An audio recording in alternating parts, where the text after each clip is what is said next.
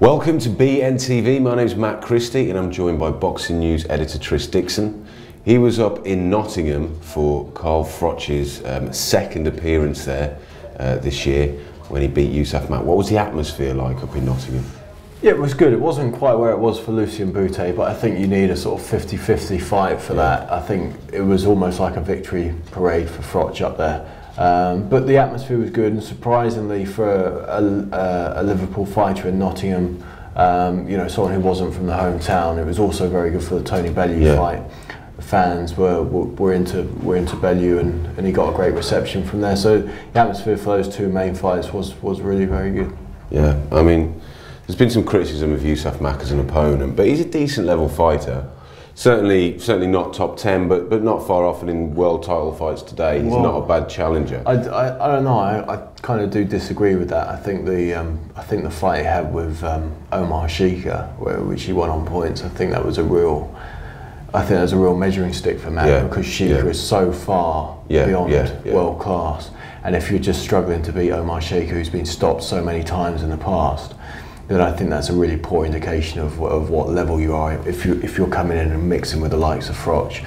So I think there was a real danger sign there, the fact that he'd had a competitive fight with Sheikha that showed that he was not on that level, and that turned out to be the case.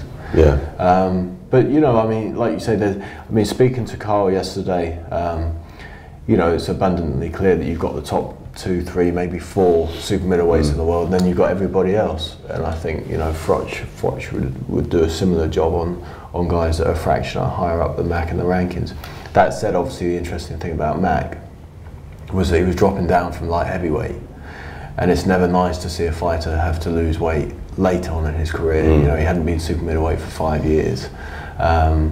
You know, remember Chris Bird did it and it was a catastrophe. Roy Jones did it, it didn't work.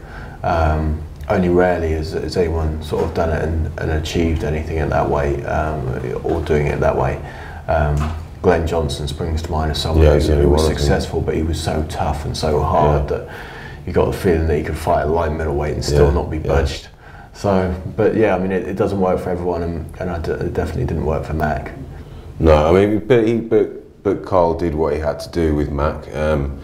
Stopped him in 3 rounds. How far? I mean, obviously this isn't going to elevate him in any pound-for-pound list, but given everything he's achieved, given that fight against Boutte, for some people Boutte was in and around the pound-for-pound. How far off do you think Carl Froch is of being considered top 10 pound-for-pound fighters? I think if he can avenge one of his losses, then he could make a good case for being in the top 10, or, you know, 8, 9 or 10. And obviously if he can avenge both his losses, Kessler and Ward, then he'd be right up there. But I still think that Ward's style is all wrong for him, but I think he would have a more than decent chance of beating Kessler in a rematch, particularly if it's over here where it really should be, because, you know, he's done his part and went and fought Kessler in Denmark, so it's only right for Kessler to return the favour, as it were. Yeah, I mean, Kessler's made some comments today where it sounds like he will be willing to do that. I mean, for me, the Kessler rematch is certainly more appealing, and a far more winnable fight for Carl, in that you could argue that Carl is at his peak. Kessler has shown signs of decline that Carl hasn't. But going back to the Ward fight, which, you know, Ward is one of the best pound for pound, do you think even if it was made in Nottingham, is there anything that Carl can do? Has he got it inside of him to beat Andre Ward? Who, let's face it, looks superior when they fought in December.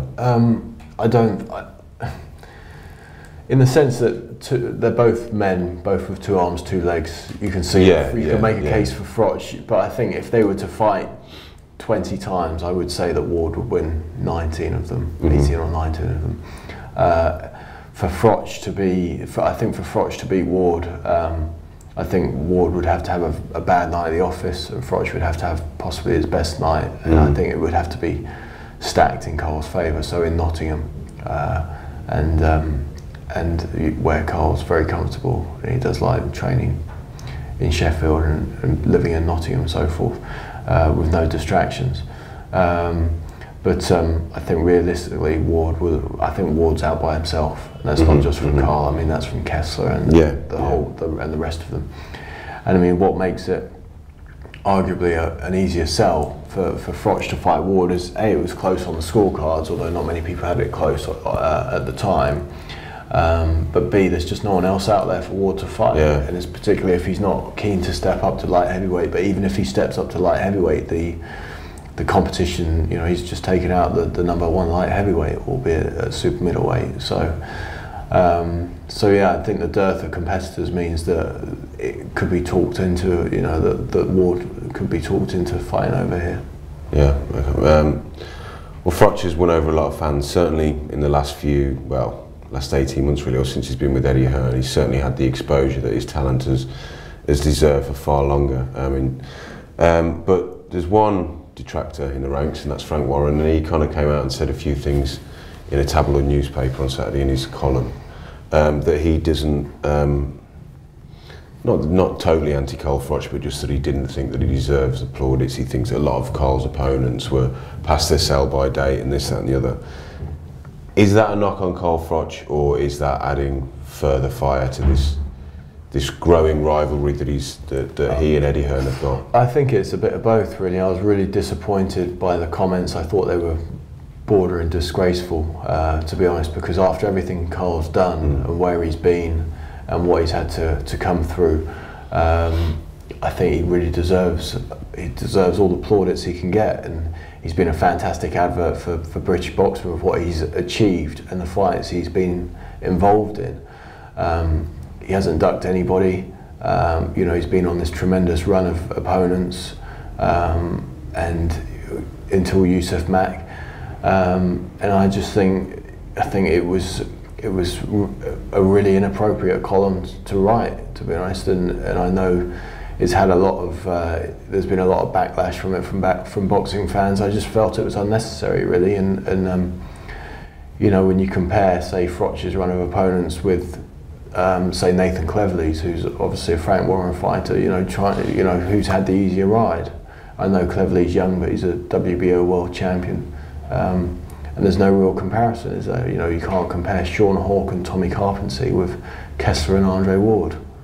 No, you could also argue as well that both of those fighters are a level below even Yusaf Mack. I think you can say that, can't you? Yeah, you could well say that. You know, they probably be quite good fights for Mack, actually. Yeah. But yeah, I mean, you could certainly say that. I mean, Mack's at least mixed in high class, and the others haven't. But yeah, I mean, the whole Warren and Eddie Hearn rivalry is getting almost a little bit out of hand. I mean, you seem to think it's good for boxing, though, don't you? Well, I think so. I think if you've got promoters that are trying to prove that they're their best as well as the fighters, then it can only be good for boxing. Hopefully, it will lead to each of them trying to outdo the other and make better fights. The problem that you do foresee is that they may never ever work together. Exactly. And that keeps, and you've got a situation then like you've got in America, or you've had for years with, you know, Golden Point, where you get a stalemate. Yeah, I mean, I think it just creates a really nasty environment to work in, to be honest. And being in the trade, obviously, it's people that you have to deal with, and you have to listen to both sides, and it's just it's an incredibly nasty rivalry. I think the way it's going. I mean, it's always happened in boxing. You know, it's not the first time, and I'm sure it won't be the last time. But it does create a nasty environment for boxing and for the boxers. Yeah. I mean, how have you found the whole rivalry between Frank and Eddie in your position as boxing news editor, where there is a lot of pressure? I found it quite tough to deal with, to be honest. You know, there's a lot of backbiting from both sets of people, and there's a lot of stuff. You know, you can pick up the phone. You can't pick up the phone with one without really touching on the other, and it's difficult. I mean, you know, and it's you know, the way I've always tried to do things is call things right down the middle, cover both sides, and let both sides tell their sides of the story. Which is funny because, you know, I had one guy from Frank Warren's organisation calling me Eddie Hearn's press officer last week, and what was ironic about that was just a few hours before I had Eddie Hearn on the phone giving me a rocket for giving the Nottingham show 2 stars. So if I was his press officer, then I'd expect a severe dip in my salary this month for giving his show just 2 stars. And I think, you know, Eddie argued that his show undercard deserved more than that going into the show, because the Warren show in Liverpool got 3 stars.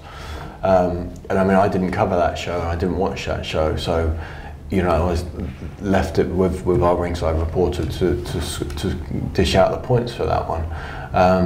So it's difficult. It puts you in a between a rock and a hard place, because you're always going to be going up against one or the other. And I mean, one thing is that's paramount at this job, and it's not just to do with the promoters, but it's to do with everything. You can't please everybody, and that's been shown. You know, you can't.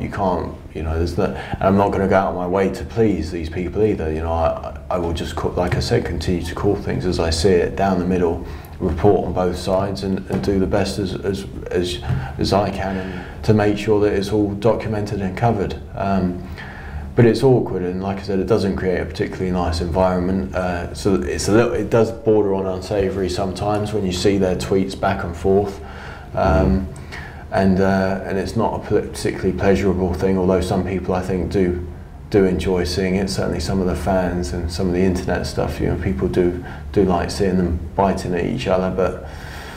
You know, it's part and parcel of it. You know, as you said earlier, you get it in America with Top Rank and Golden Boy sounding off at each other, and you know, we've got it over here now. Yeah, I mean, Frank Warren through the years, I mean, there's various rumblings of discontentment and what have you in his stable, but that's nothing new, and he's proved, you know, what a survivor and what a wonderful promoter he is several times over the years by pulling something out of the bag. Do you think that's just around the corner for Frank, or do you think he's genuinely concerned that Matchroom are on the up? I think Matchroom's deal with Sky has caused massive dissension in the ranks across all the other promoters, and I think I think part of it's envy, and I think part of it's the security that you get with the Sky contract. And I also think, you know, there are people who think that obviously the Matchroom deal with Sky is a monopoly and bad for the sport. You know, that's the way that Sky have chosen to go about things. It would be nice if there were more dates and if more promoters were working with each other. For example, I think the Matchroom show in Nottingham this week, it wasn't a fantastic show, and they could have worked with promoters like Dave Caldwell, like Spencer Fearon, who are working together, funnily enough, to put on Larry Akindaya and David Barnes. Yeah, that's the sort of fight that would fit really nicely onto a big fight like this, onto a big bill like this. You know, if we were just a bit further down the card. And so I think there's scope for more people to work together, and I think that does include Sky. But then they have their budgets that they have to work to, and it's not budgets that can flex halfway through the year. You know, the boxing budget's the boxing budget, and you know, I'm guessing the money's distributed accordingly. But it's going to be interesting to see how it works out, and I think Matchroom obviously are creating a big stable. I mean, there was a lot of they have taken stick in the past for not bringing through their own talent and poaching other people's fighters, but it's the same with anyone who's trying to make statements in the sport. You need headliners to start with. You can't just take guys from the amateurs and start creating big bills. You know, you need bills for them to showcase their skills on. Golden Boy had the same thing at the start. It's unfortunate for the promoters who lose their talent, but you know, for anyone to take you seriously, including TV network, you need your headline acts, and then you bring the young talent through and groom them on the undercards. That's just the way the business works. And so to start off, Matchroom needed those stars. So they needed the Froch, the Frochs, they needed the Bellews, they needed the Kell Brooks, so that they could put these big bills on and then bring the talent through underneath. And then 4 or 5 years from now, they'll be reaping the rewards of bringing through people like Cal Yafai, Scott Cardle, and Callum Smith, and those guys. But you can't start a big promotional outfit with the likes of Cal Yafai and Callum Smith and the young guys, because you know, there's no headline acts and you can't put them in 50-50 fights. No. Let's go back to the whole television aspect of things there, which again we do tend to have this kind of Box Nation Frank Warren against Sky, Eddie Hearn. Box Nation have got some diversity in their content though. Do you think Sky's coverage has suffered, even though the Matchroom bills are big events, which you know we were told was the point of the exercise? They are certainly big events, but do you think Sky's coverage has suffered as a result of of Matchroom having the monopoly and the introduction of Box Nation? I can see where both channels are going with their direction. I don't think the Matchroom thing is going to be a question of anyone clicking their fingers and it working from the off. I think they've had shows that have connected and shows that haven't. I think obviously the Boutte night was a real triumph overall for everyone involved, and then this most recent night fizzled a little bit. And but you know, they're getting big numbers in through the gates. You know, 7,000, 10,000. You know, at different venues. They are building the stars gradually, which is what they need to do. You know, they can't just take the guys to the, you know, walk them out on the plank and push them over the edge. The guys need to be ready to fight for the titles they fight. I mean, it would be nice if they could bring more of these world title fights to the UK. You know, like that Barker's gone overseas and fought for a world title. Froch has gone overseas. It would be nice if they were able to bring some of the big name guys over here. But then, you know, for example, this Devin Alexander-Kell Brook fight, Alexander as the champion's got to get 75% split, and that leaves Kell getting 25. So to bring Alexander over and pay 75% of the overall worth to Devin is just not feasibly viable. It's just not financially viable unless you break the bank and pay Brook peanuts, which you know, I don't think they've got any interest in paying Kell Brook peanuts to fight for a world title in a dangerous fight against someone like Devin Alexander. So I can see where Matchroom are going. I think they will get there. It might take them a bit longer than the 2-year contract they've got, but providing they make a couple more signings, I think it's feasible for them to get there. With regards to the Box Nation coverage, I mean, they're for the fights that they've bought and purchased from overseas has been really outstanding, and it's really added another dimension for fight fans over here. They're showing a lot of the cards as well as showing a lot of the undercard stuff. It's the overseas stuff that I've been really interested in that they've got, as well as some of the amateur stuff. They got the World Championships and so forth, the amateur World Championships. They sort of, in a way, they sort of complement one another. It just means that fight fans have to fork out through the nose to pay for both, and you know, it's not an ideal situation because you don't do that. You know, you don't see tennis fans having to pay that, or cricket fans. It's only really football fans where you have the different platforms. But even then, you get highlight shows on BBC and so forth, so that you can get the content. It's boxing fans that seem to be really hurting, perennially out of pocket. Yeah, no, it's very true. It's very true. Just finally, just to wrap up, last time on BNTV, I spoke to some of our other colleagues about Ricky Hatton's comeback chances. I didn't get to speak to you. I mean, obviously, there's a full preview in this week's Boxing News. There's a full report on the Carl Froch demolition of Yusaf Mack, available online and on the newsstands from Thursday. But how do you see Ricky Hatton? Do you? I mean, I know you're excited about this. You've spent more time with Ricky recently than most. Is his mind right? Yeah, I think it is. I think the comeback's for the right reasons, as so many people have said. I mean, he's convinced a lot of skeptics. I've obviously spoken to Ricky a fair bit throughout the last 12 months, and the change in him has been so obvious that it seems to be the right thing to do. Obviously, I have concerns the same way anyone else does over a fighter who's coming back at that stage of his career with so many miles on the clock, in and out of the ring, with 3 years out, and coming in at a decent level. But I think Zinchenko is a comparatively safe opponent for a world level guy. I don't think he's pulled up trees when he's been boxing in the wild card. You know, reports over there were that he was no great shakes, and he's a solid guy, but he's not spectacular. That said, there's a real chance that Ricky could slip up and not win the fight. But then, you know, Ricky's comeback, although he says it's to win a world title, I think it's more about personal salvation and redemption than about any title or any purse. So, you know, even if Ricky's to lose, then, you know, it will give him the answers he wants. And so he should be able to move on and train his fighters, and we just hope that it is a permanent lifestyle change, and that, you know, he will be living this similar sort of life. It's almost Spartan life when he's training his fighters and doesn't have his own career to focus on. Yeah, I think it's going to be interesting to see what happens when the inevitable second retirement occurs. But we all wish Ricky all the very best, and we'll see you next time. Thanks for watching, and we'll see you next time on BNTV. Get involved with all the best boxing banter at our forum, and that's forum.boxingnewsonline.net.